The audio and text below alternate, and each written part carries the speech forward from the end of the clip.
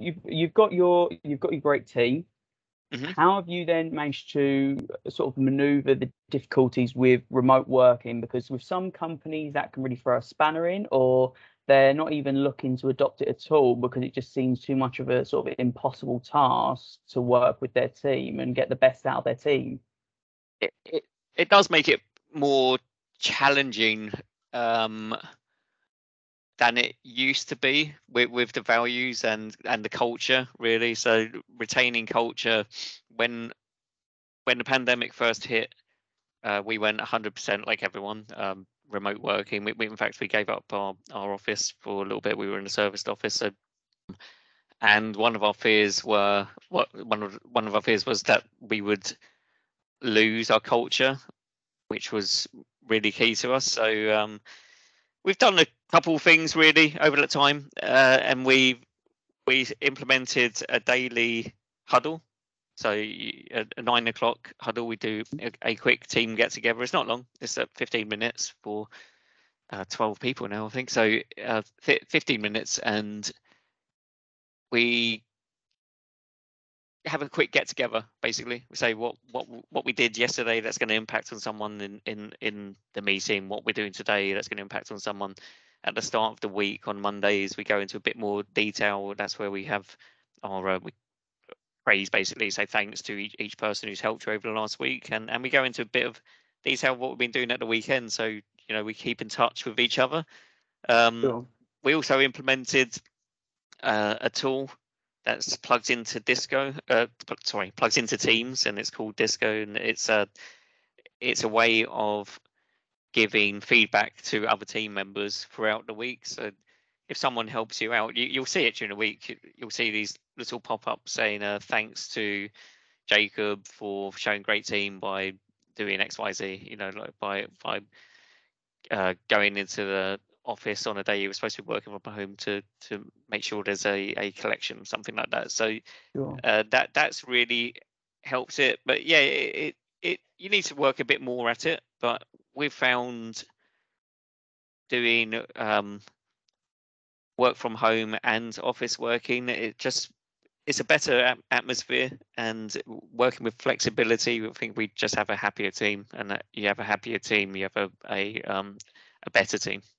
Do you think that nine o'clock meeting in the morning helps, especially with well-being and stuff that maybe isn't just work related, that can affect, for example, someone's performance or how they're feeling in their role?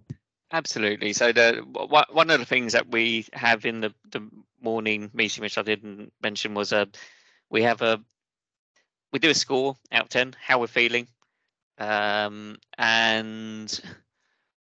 we try not to make it like a tick box where everyone says, "Oh, I'm a 10." Yeah, hooray for everything. It's life isn't like that, especially during the pandemic, where we put this into place. People were low. I was low. I'm a people person. I didn't like being in my office staring at a wall and a screen by myself day after day. Just it got to me. So Yeah.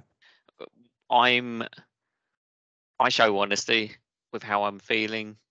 If I'm not feeling great, I'll say it, and the others in the team will also, and we also do one-to-ones where I just show I show vulnerability and honesty, basically, and when you do that, then you get that back from your team members. So we there's always going to be unknowns. That's life.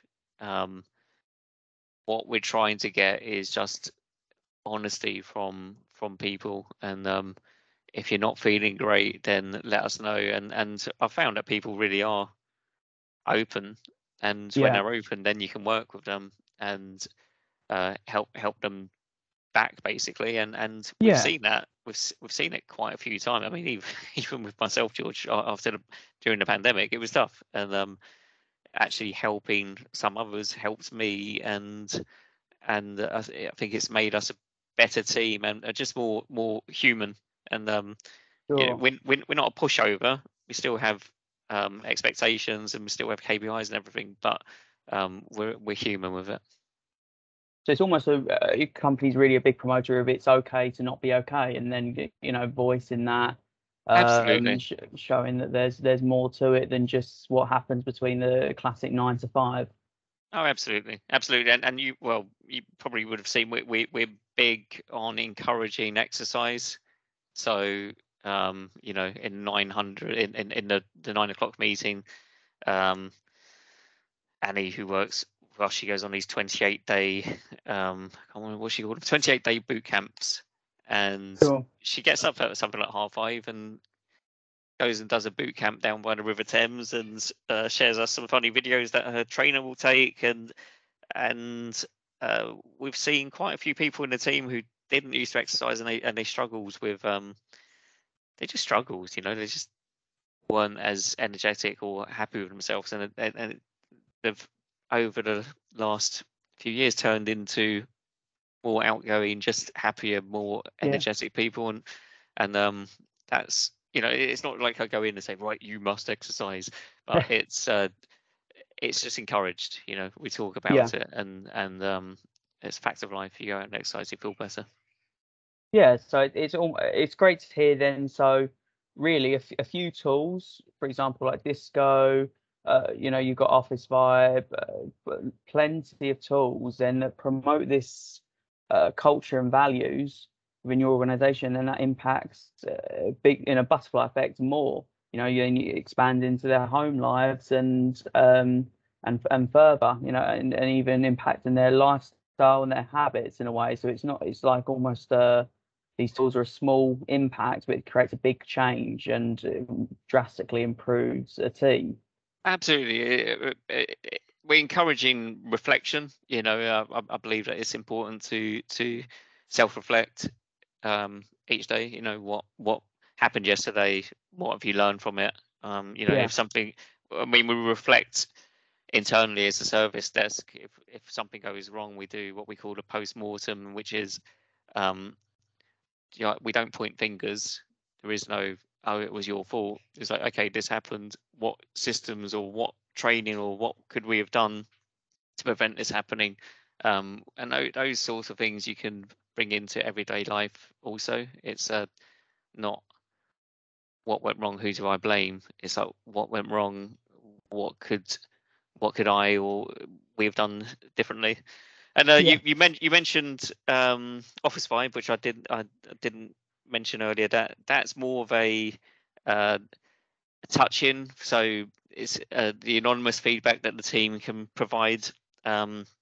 Each week they get a question basically saying, do you have the tools necessary to do your job? And they can say yes, no, and it will lead to other questions. And some of the questions are, do you get feedback? Do you get it enough? That sort of thing. So it's anonymous, and it's another sure. way of people providing feedback. But to be honest, most of the time there isn't. They don't do it anonymously, and they would just raise it face to face anyway. We have had a couple where it's anonymous, but it's a handy tool to have. If you ally that with Disco, then it Sure. gives you like a holistic view of what's going on in the team. And I suppose it then adds that flexibility if someone's not as confident to maybe come forward with something, they can still provide that feedback and it will still sort of get met and addressed regardless. And it was the whole done for the whole team. Absolutely, absolutely. I think I always, because we're, again, like I said, we're a service organization and we have technical people, and traditionally technical people don't talk about their feelings. They just carry on, carry on, carry on, and sometimes till they break. But um, I've actually been surprised how open the team are. I think people generally are just more open these days than when I was your age, George. Yeah. So people talk about how they feel more as well. So it's not something that you just used to just bottle up and carry on Yeah. until you broke. Now it's more, the culture in general is more open, and we're encouraging that internally also. So yeah, the tools are there. I Yeah. imagine it will be good for for newer people when they come in, they may think, oh, I'm not really comfortable doing this, but eventually it just permeates into you. It's like Yeah. osmosis. It just you see that people aren't afraid um to let other people know how they're feeling, and they'll Yeah. see that they get support, and they think, okay, this is I'm comfortable with doing this also. Yeah. I think the really good part about this as well is that it doesn't matter on your industry, your size of your business, especially like looking at ourselves as MSP and IT, and then you look at an insurer, both can have this implemented into their company, and both can really use it and utilize it. That's how flexible it is for either. Absolutely. They're pretty simple to implement. The tools are simple to implement. The change where you make it a part of the business, that's where the secret sauce is, and that's where the challenge is. So it's getting people to believe it, and Sure. that just takes time and repetition. Yeah. And it's we talk about values again and again and again and again. When we first started it, I used to make move just, I don't know, I felt I'm so British, like British reserved. It was just like it's a bit Americanized, but Yeah. once you get into it and you realize the power of it, then yeah, you just carry on, just you keep bringing it back to the values. Yeah. A great short-term change that has a long-term impact for businesses, and then like I say, tackles that, especially that talent issue that they might be having and that they might continue to be sort of plagued with. That definitely combats that. Oh, absolutely. So the talent retention, you can't win the battle with wages alone. There's always someone that's going to pay you more money, always, unless you're like, I don't know, Google. But years ago, I this was before Simon Sinek, like with the what is our why. I was just speaking to James, and I was just like, we need to have more than money to retain team members, because Yeah. we'll be outperformed by other people. So what can we do? And this was way before values. So it took a good few years after that before we found what I think is a real differentiator. So yeah, money is still important. You need to pay a good, solid, competitive salary. But Yeah. if it's the difference between a lot of people, and I truly believe this, will stick with a company that has good values over a bit of money elsewhere, if they think that the culture is not going to be good. So, personally, I would. Yeah. I don't want to go and work for a business where I'm just not happy. Where I don't feel like I get any support, or I don't feel like my team members are looking out for me. You want to wake up in the morning, and when we work in the office, we work remotely and in the office, a hybrid. But you want to get out of bed looking forward to the day, not get out of bed thinking, oh God, another day. So yeah, fostering that and growing that culture can definitely help with retention.